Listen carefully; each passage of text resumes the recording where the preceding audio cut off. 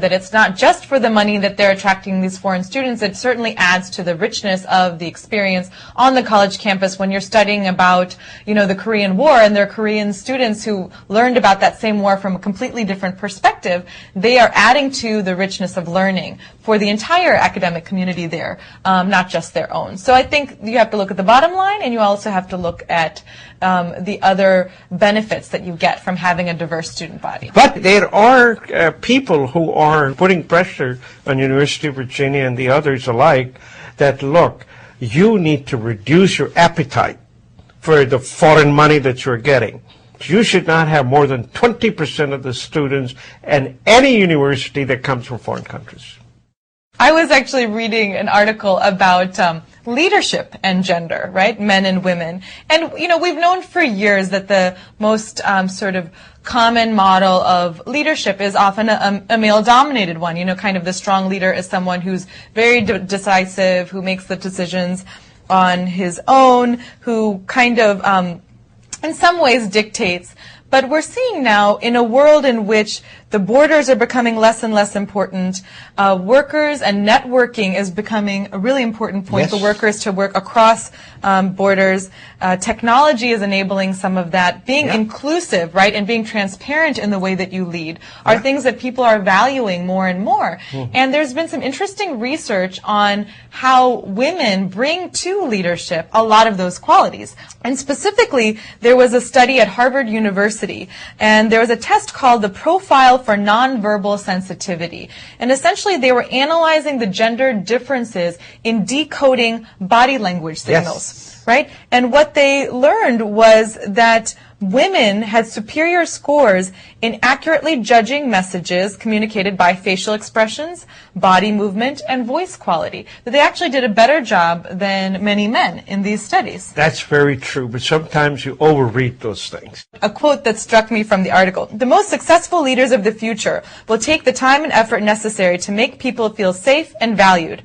Any leader can do that. Female leaders just already do it more naturally." I go along with that.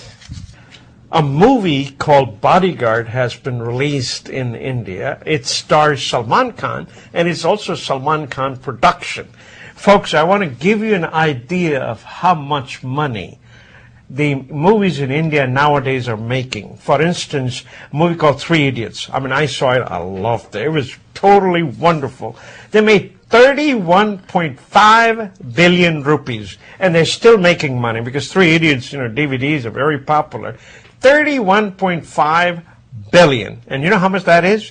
That's like $750 million. Wow. And up there, folks, the regular actors and actresses, they make something like 20 crores per movie. Now, 20 crores is like $2.5 million. Comparing to that, this movie, folks, Bodyguard, in its first few days, has made 7.5 billion rupees, which is about $150 million. Really? That's big money. That's big money. And and how much Bodyguard has made in America? $3.8 million. And it goes on to say that in UK, it made £395,000.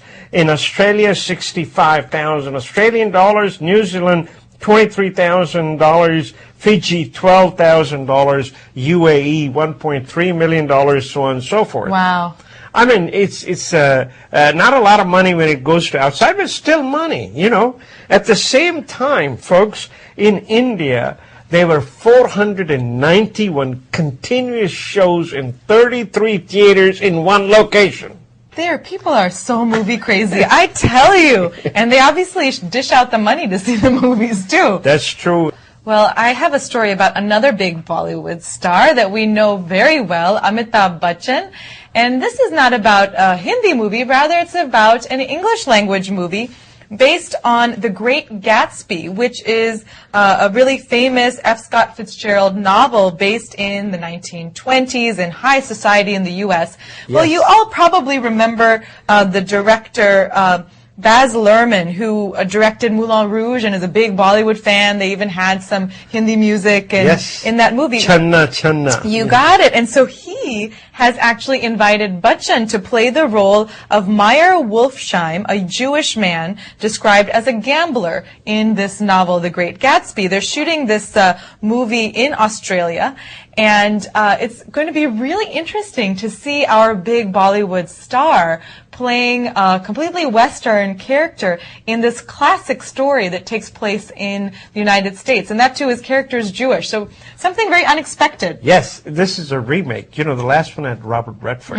you know. And, of course, Mr. DiCaprio is going to be the main hero of that film. That's right. And this will be Amitabh Bachchan's first Hollywood film. It will be so much fun. Yes, I think we'll watch him, definitely. Coming up next is our conversation with Dr. Madan Vasishtha. He is a professor at Gallaudet University, a university for deaf students in Washington, D.C. He wrote a book called Deaf in Delhi a few years ago, and now has the second part of his memoir, Deaf in D.C. Very interesting conversation. Yes, and I enjoyed his last interview also. By the way, folks, that's about all we have for you from Shilpa and I. We wish you have a wonderful weekend. Namaste.